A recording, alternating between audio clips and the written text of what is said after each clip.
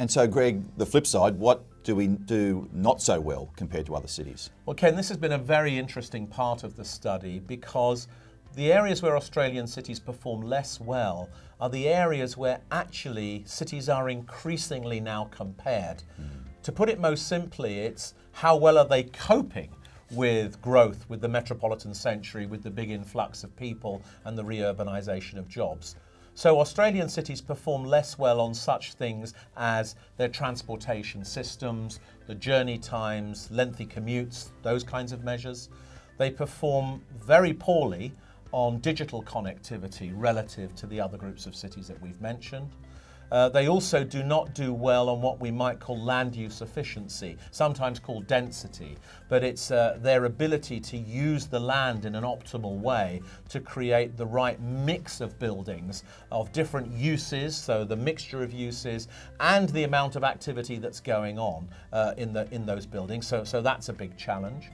Increasingly, of course, affordability is a big challenge for Australian cities, particularly the affordability of housing.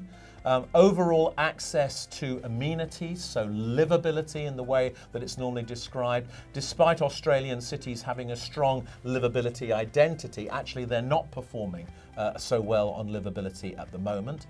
And then on the innovation economy, although Australian cities have very good knowledge-rich institutions, the number of jobs and businesses, the trade, the profits, the wages that are being created from that are less than they should be. And then finally, there are governance deficits. Yes. Australian cities have very fragmented patterns of local government, and they have state governments, of course, that are responsible for much bigger geographies than the metropolitan areas. So there is a risk that Australian cities appear to be sort of orphaned in the governance system that Australia has. So these are the areas where they perform less well. These areas provide, I think, a very important challenge, and not just because on a comparative basis Australian cities are not doing well, but because these are the areas that indicate how well a group of cities are equipped to manage the challenge of the metropolitan century and to come out of that century being great cities. Thanks, Greg. Very important insights, and the report goes into these in much more depth. And as I said, the first time that this comparative analysis has ever been done. If you'd like to read more, please go to our website and you could read the full report there.